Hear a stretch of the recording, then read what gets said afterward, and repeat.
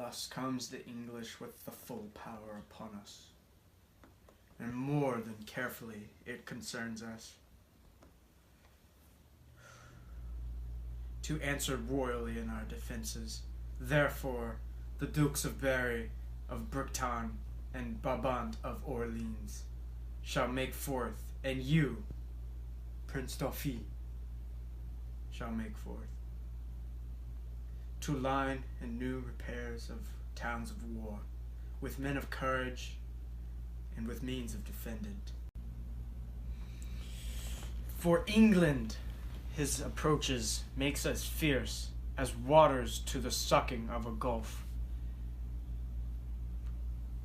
It fits us then as to be provident, as fear may teach us out of the late examples left by the fatal and neglected English upon our fields. My most redoubted father, it is most we meet in arms us against the foe, for peace itself should not so dull a kingdom, though war no known quarrel were in question. For my good liege, she is so idly kinged, her sceptre is fantastically borne by a vain, giddy, shallow, humorous youth, that fear attends her not. Oh, peace, Prince Dauphin. You are too much mistaken in this king. Question your grace, the late ambassador, with what great state he heard their embassy, how well supplied with noble counselors, how modest an exception, and withal, how terrible and constant resolution. And you shall find his vanities forspent. Were but the outside of Roman Brutus, covering discretion with a coat of folly, as gardeners do with ordure hide those roots, that shall first spring and be most delicate. Well, 'tis not so, my Lord High Constable. But though we think it so, it is no matter, in case of defense. 'Tis best to weigh the enemy more mighty than he seems, so the proportions of defense are filled, which of a weak and niggardly projection doth, like a mister, spoil his coat with scanting a little cloth. Think we King Henry strong, and princes, look you strongly? Armed to meet him, the kindred of him hath been fleshed upon us, and here he is bred out of the bloody strand that haunted us in our family paths. Witness our too much memorable shame, when Crecy battle fatally was struck, and all our princes captive by the hand of that black name, Edward Black, Prince of Wales, while that his mountain sire on mountain standing, up in the air, crowned with the golden sun, saw his herical seed, and smiled to see him, mangled the work of nature, and defaced the patterns that by God and by French fathers had 20 years been made. This is a stern of that victorious stock, and let us fear the native mightness and fate of him. Ambassadors from Harry, King of England, do crave admittance to your majesty. We'll give them present audience. Go, bring them. You see this chase is hotly followed, friends. Turn head and stop pursuit, for coward dogs. Most spend their mouths when they seem to threaten. Runs far before them, good May Sovereign. Take up the English short, and let them know of what a monarchy you are the head.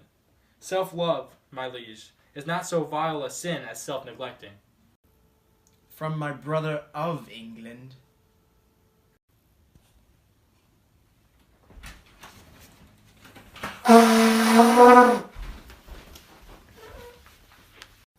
From him, and thus he greets your majesty. He wills you, in the name of God Almighty, that you divest yourself and lay apart the borrowed glories that by gift of heaven, by law of nature, and of nations, belongs to him and to his heirs, namely, the crown and all wide-stretched honors, and that pertain by custom and the ordinance of times unto the crown of France. That you may know, 'tis no sinister nor no awkward claim, picked from the wormholes of long vanished days, nor from the dust of old oblivion raked. He sends you this most memorable line, in every branch truly demonstrative, willing you overlook this pedigree, and when you find him evenly derived from his most famed of famous ancestors, Edward III, he bids you then resign your crown and kingdom indirectly held from him, the native and true challenger. Or else what follows? Bloody constraint, for if it you hide the crown even in your heart, there will he rake for it. Therefore in fierce tempest is he coming, in thunder and in earthquake like a Jove, that if requiring fail he will compel, and bids you in the bowels of the Lord deliver up the crown, and to take mercy on the poor souls for whom this hungry war opens his vasty jaws, and on your head, turning the widow's tears, the orphan's cries, the dead man's blood, the pinning maiden's groans for husbands, fathers, and betrothed lovers. This shall be swallowed in this controversy. That is his claim, his threatening, and my message, unless the Dauphin be in presence here, to whom expressly I bring greeting too. For us, we will consider of this further. Tomorrow shall you bear our full intent back to our brothers of England. For the Dauphin, I stand here for him. What to him from England? For the Dauphin, scorn and defiance, slight regard, contempt, and anything that might not misbecome the mighty sender, doth he prize you, as thus says my king. And if your father's highness do not grant of all demands at large, sweeten the bitter mock you sent his majesty, he'll cave you so hot an answer of it, that caves the womby voltages of France, shall chide your trespass, and return your mock in second accent of his ordinance. Say, if my father renders fair return, it is against my will, for I desire nothing but odds with England. To that end, as matching to his youth and vanity, I did present him with the Paris balls. He'll make your Paris Louvre shake for it, were it the mistress court of mighty Europe. And be assured, you'll find a difference, as we, his subjects, have, in wonder found between his greener days. And these he masters now. Now he weighs time, even to the utmost grain, that you shall read in your own losses, if he stay in France. Tomorrow shall you know our mind at full. Dispatch us with all speed. Test our king come here himself to question our delay, for he is footed in this land already. You shall soon be dispatched with fair conditions. A night is but small breath and little pause to answer matters of this consequence.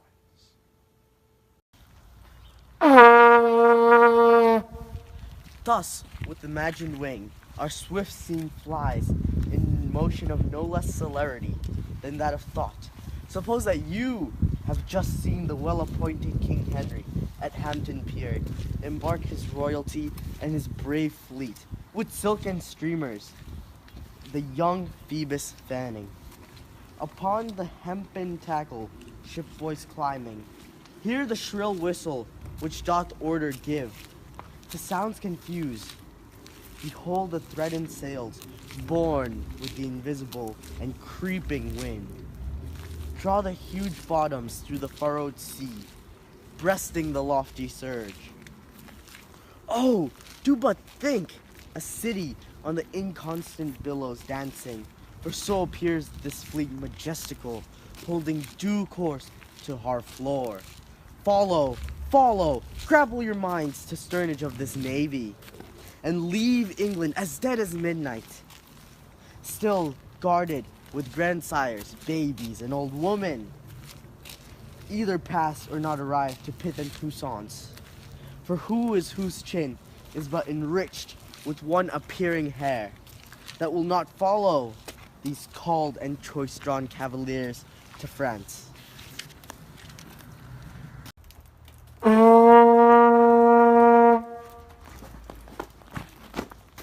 Once more unto the breach, dear friends, once more! Or close the wall up with our English dead. In peace, there's nothing so becomes a man as modest stillness and humility. But when the blast of war blows in our ears, the action of the tiger. Stiffen the snout, conjure up the blood, disguise fair nature with hard-favored rage. Lend the eye a terrible aspect. Let it pry through the portage of the head, like the brass cannon. Let the brow overwhelm it as fearful as doth a galled rock. O Herring and Juddy, his confounded base, swilled with the wild and wasteful ocean, now set the teeth and stretch the nostrils wide. Hold hard the breath and bend every spirit to his full height. On, you noble English, whose blood is fet from our fathers of war proof, whose fathers that like so many Alexanders have in these parts from morn till even fought, and sheathe their swords for lack of argument. Dishonor not your mothers.